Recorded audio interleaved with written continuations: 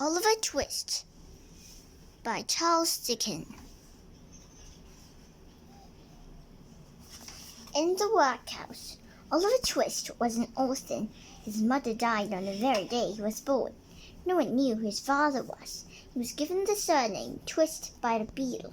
The Beadle, who was Mr. Bumble, was a kind of church policeman. He was responsible for finding homes for orphans and making sure they were taken care of. But Mr. Bumble didn't have much time for the children. Oliver grew up in a baby farm. This was a place that looked after young children without parents. The local church paid for their care, but they didn't pay very much. Certainly not enough for toys, cakes, or Christmas trees, or any of the things that children enjoy. A woman called Mrs. Mann ran the baby farm. She was selfish and kept most money he was meant to spend on the children for herself.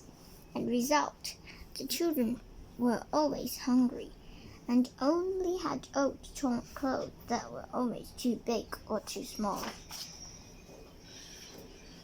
By the time Oliver Twist was 9 years old, he was a pale, thin child. But on the inside, he was clever, kind, and spirited. Now he was 9. He was too old to stay at the baby farm. Mr. Bumble came to take Oliver up to the workhouse. This was where poor people were fed and sheltered for not well in exchange for work. Oliver's job was to unpick old tarred coffin strands of ship rope, so the fabric could be used again. It was boring and it hurt his hands. Oliver and the other boys who worked there was fed in a large stone hall.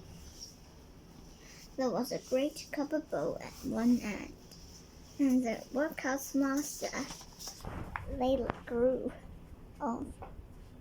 out of it at meal times. The gruel was sort of a watery porridge. The boys were allowed one leg of gruel, no more. It was all they ate, except on special occasions when they each got a small piece of bread. For months, Oliver Twist and his companions slowly starved. At last, they got so disgusted that they decided someone had to speak up. Someone had to ask for more food. The task fell to Oliver Twist. The evening arrived, and the boys took their places. The master in the cook's uniform stationed himself by the copper bowl. The gruel was served. The gruel was eaten up, every last watery drop of it. The boys whispered to each other and twinkled at Oliver. 2 of them nudged him. Oliver was despaired from hunger and misery.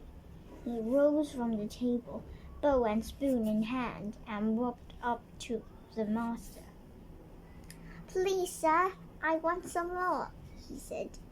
The master turned very pale. He gazed in shock at Oliver for some seconds. The boy in the hall was shaking with fear. "What?" bellowed the master in disbelief. "Please, sir," replied Oliver, "I want some more." The master hit Oliver off the head with the ladle and struck for Mr. Bumble. The beadle dragged Oliver off to the gentleman who was running the workhouse.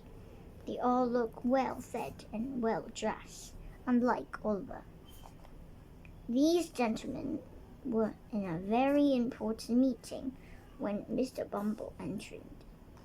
He announced with a roar, "I beg your pardon, sirs. Oliver Twist has asked for more." Every face looked round in horror. "For more?" said one gentleman who was wearing a white waistcoat. "Do I understand that he asked for more?"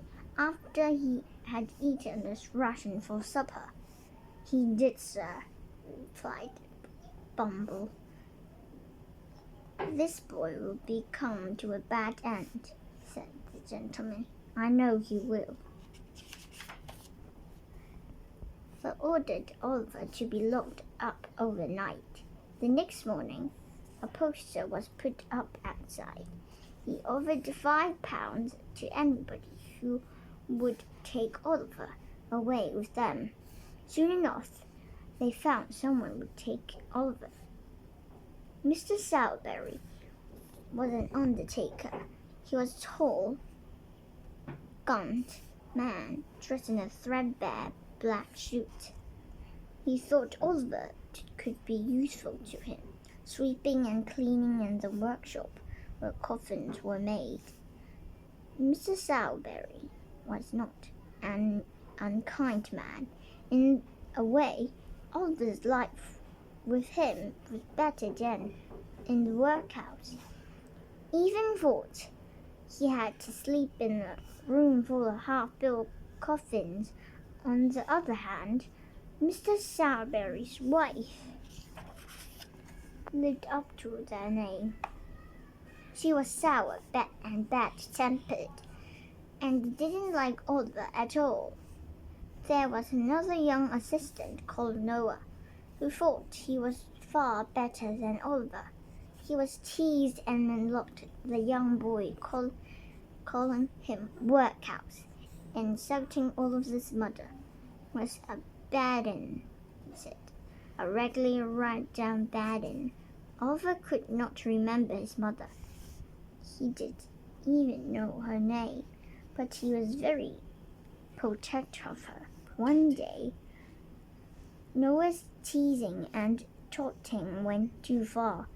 They fought over Rome. Noah's complained to Mr.